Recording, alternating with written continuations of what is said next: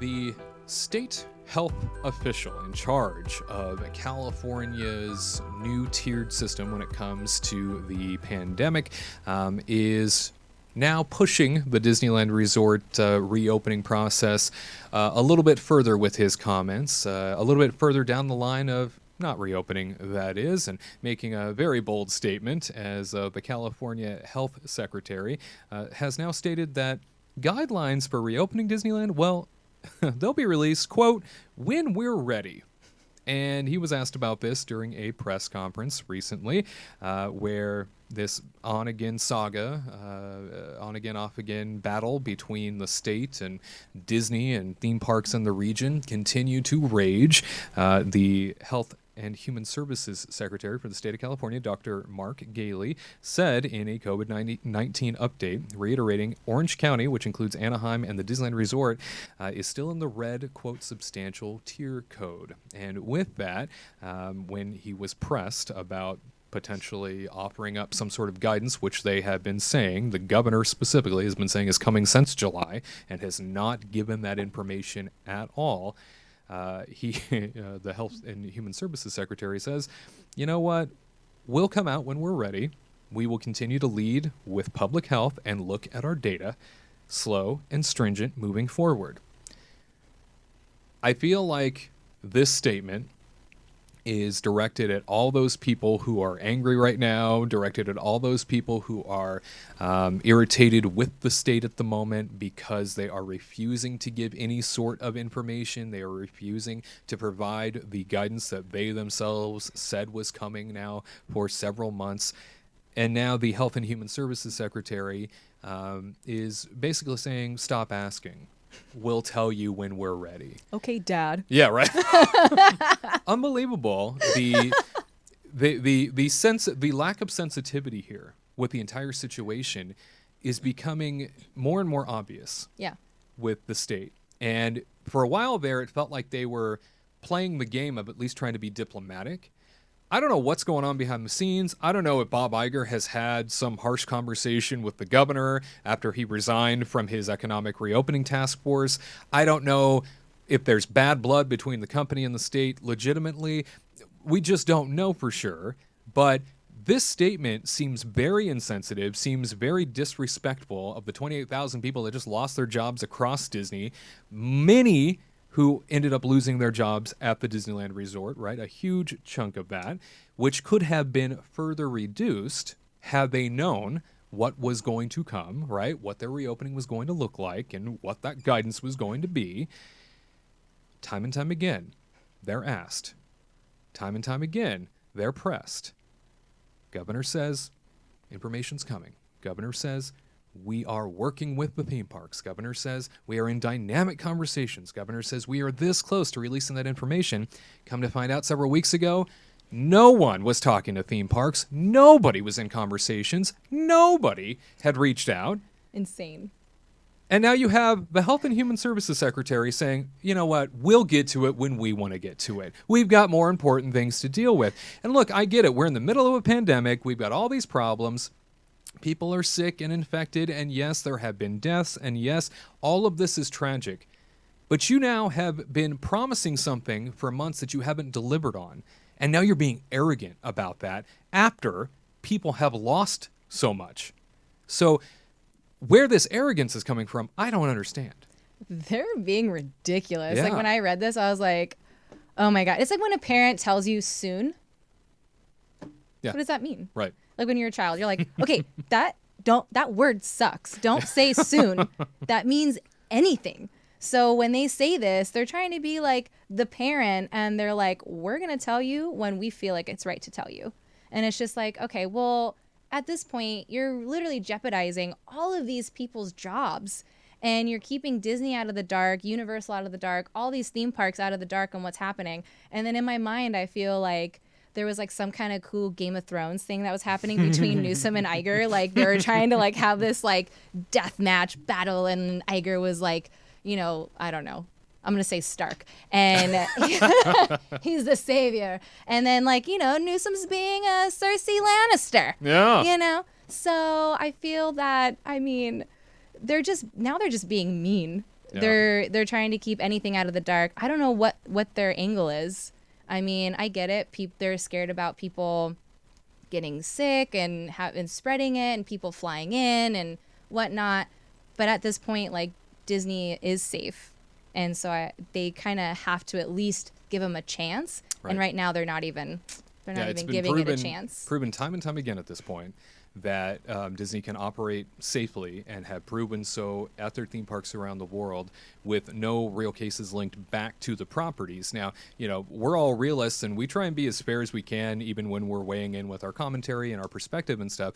And obviously, that it's not possible that no COVID cases come out of these theme parks. But according to all the research, there isn't anything to indicate that there are cases, at least no spikes, at least no problematic amounts of cases coming out of theme parks. But this is a virus where you're going to be infected pretty much wherever you go and in whatever you do. So either life stops and we stay locked down for the next year, which just prolongs this problem. And then no one has a job at that point. Or we try to figure out how to safely deal with this. The Disney CEO is quoted as saying this week, Bob Chapek is his name, quote, "It's a mandate that we stay closed in California. Not much discussion has come from the government." This is something that he had referenced to an interviewer, and was asked about how Disney is going to reopen and the sort of situation that they're in with the state of California. And he is quoted as saying, "It's not much of a negotiation with the state of California. It's pretty much a mandate that we stay closed. I look across our Disney properties, whether it be Shanghai, Tokyo, Hong Kong, Paris, Walt Disney World, the Disney bubble for the NBA, and all that I see is that we've been able to open up responsibly using the guidelines that healthcare experts have given us. As a result, we've been very, very successful at reopening without having issues that would preclude us from staying open. It would seem to me that the guidelines that are set up by the state of California are more stringent than any states across the country. If you look at the history of Disney and what we've been able to do during the reopening, rather than arbitrary standards that are set up without regard to what actual fact is, and what we've been able to do as a company, I think you might come to a different decision about reopening Disneyland." These, of course, come on the heels, these comments do, of the governor saying last week that he's in, quote, "no hurry" to offer reopening guidance. Bob Chapek there with, I think, a slap of reality back at the state. And we also spoke in a previous broadcast about how the chief health official, Dr. Pam, for the Walt Disney Company. Dr. Pam. Oh, Dr. Pam, coming at you fierce. There we go. She ended up kind of slapping the state also and saying, "How dare you say that we are not being led by health and science and facts? We have gone to great lengths and great expense to make sure that this is the safest possible experience, with experts consulting on absolutely everything."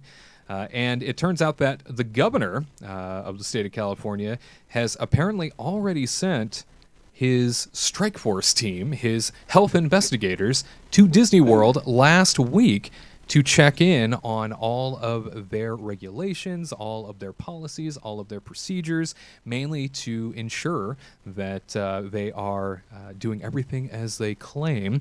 A California Health and Human Services spokesperson, Katie Fulmar, said that we sent health officials to open and operating theme parks out of state last week, independently of operators, to assess the health safeguards in practice. These visits will help inform our pending theme park guidance.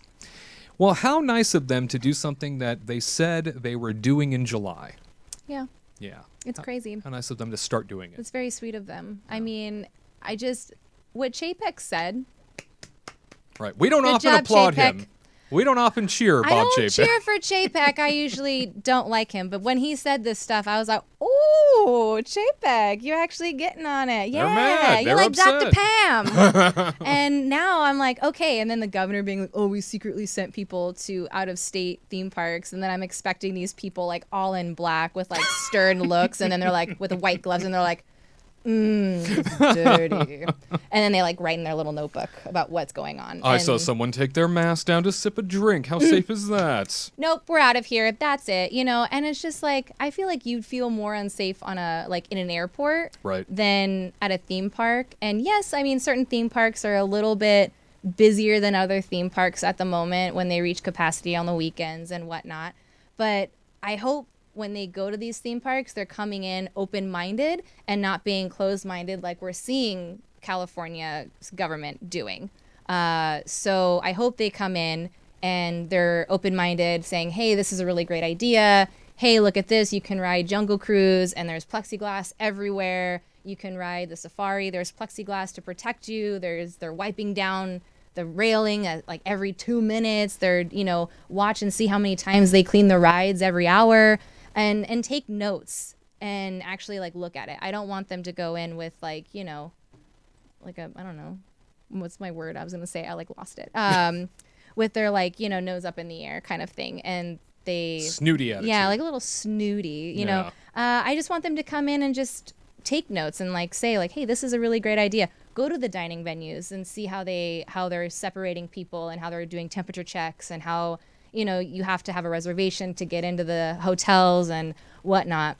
Because honestly, they're not really saying what they're looking at when they went there. They were just said that they went to go check and see what they found. But what were they trying to find exactly? Like what?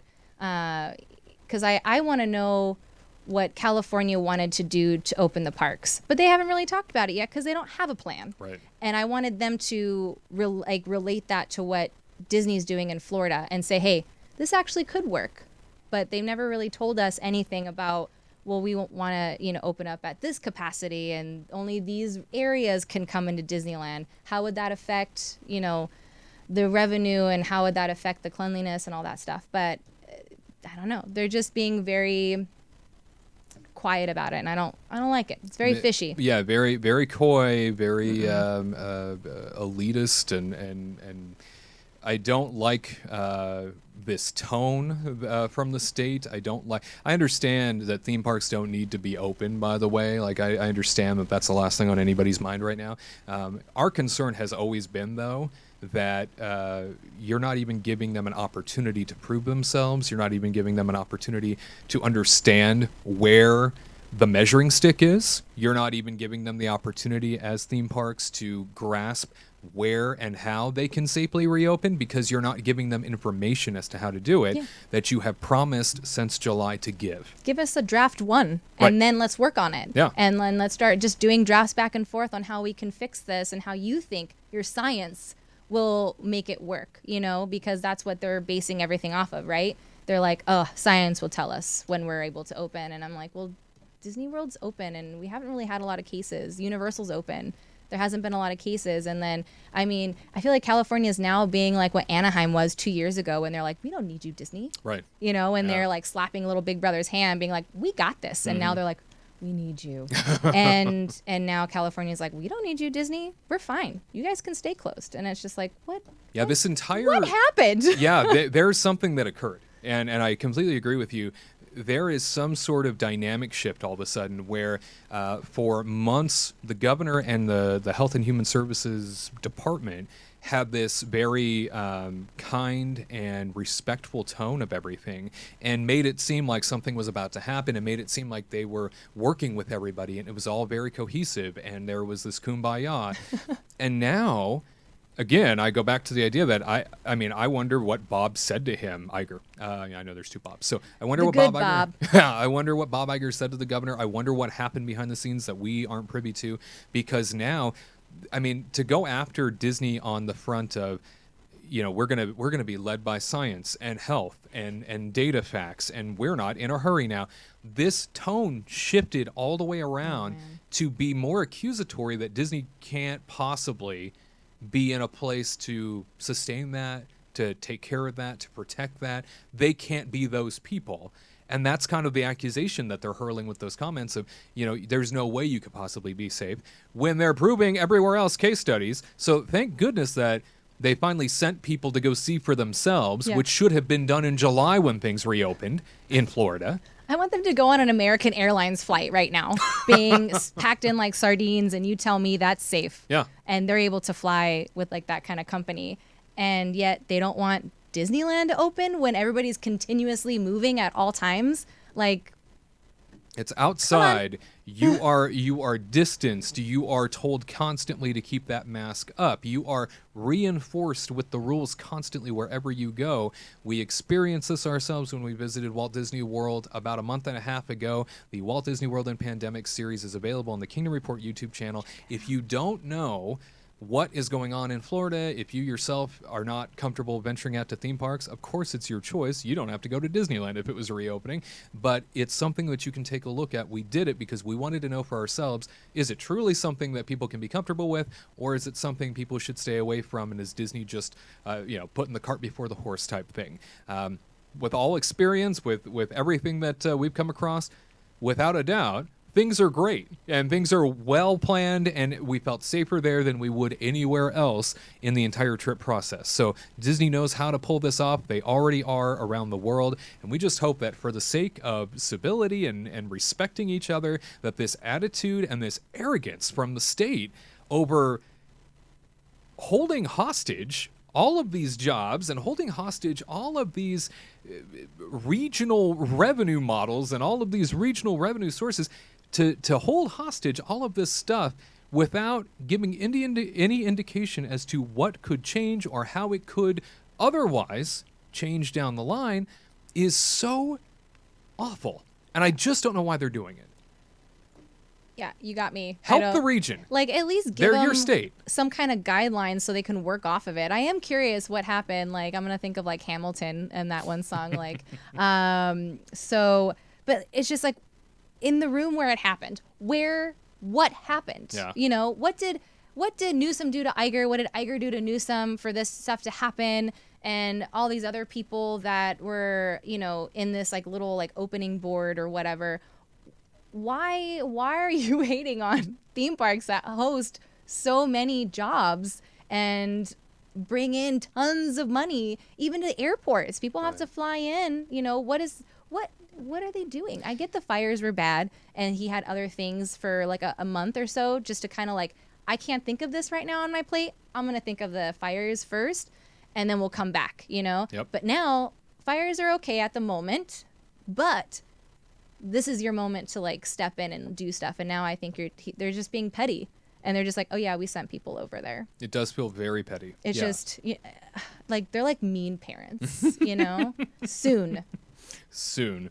Yeah, I definitely think that we're in a situation where perhaps, because it seems like the point where everything turned narrative-wise was when the Disney executives as well as the mayor of Anaheim came out together in their separate press conferences, but all around the same time, and said, the state has not been talking to us. We can't get a hold of anybody. Nobody is helping us here. Nobody's moving forward like they've all been saying they're doing. And that seemed to be the moment where suddenly the narrative shifted and the language from the states changed. So I'm wondering if it was just calling them out and finally admitting that no one's working on reopening theme parks and nobody cares about this region and what they're going through. And to hear it from the mayor of Anaheim and to hear it from the chairman of Disney Parks and Resorts and to hear it from the president of Disneyland, for them to all come out and say, no one has been there for us this whole time, that's big for Disney to do. They don't typically come out swinging like that unless they absolutely feel they needed to. And then a week later, we saw the 28,000 employees laid off. Yeah. So all of this, very unfortunate, all of this really dark. We certainly hope that for the sake of Disney parks reopening in the Orange County, California region, that some sort of idea, some sort of understanding is brought into place where everybody can agree that at least there's a framework to work off of. At least there's something they can figure out how to accomplish moving forward, because as of right now, it's all still up in the air, and we are 7 months into this state lockdown. It is time to figure out how to safely live with this and determine whether or not Disney is really just out to hurt people like you're making them seem with your ridiculous language. Leave it in the comments down below if you feel like perhaps the tone of the state is called for in this regard, and you think they should be more aggressive with theme parks, they should be more aggressive with Disney, they should be more aggressive with their tone, or if you feel like perhaps they're just getting a little bit too arrogant with their attitude. To all who come to this happy place, welcome.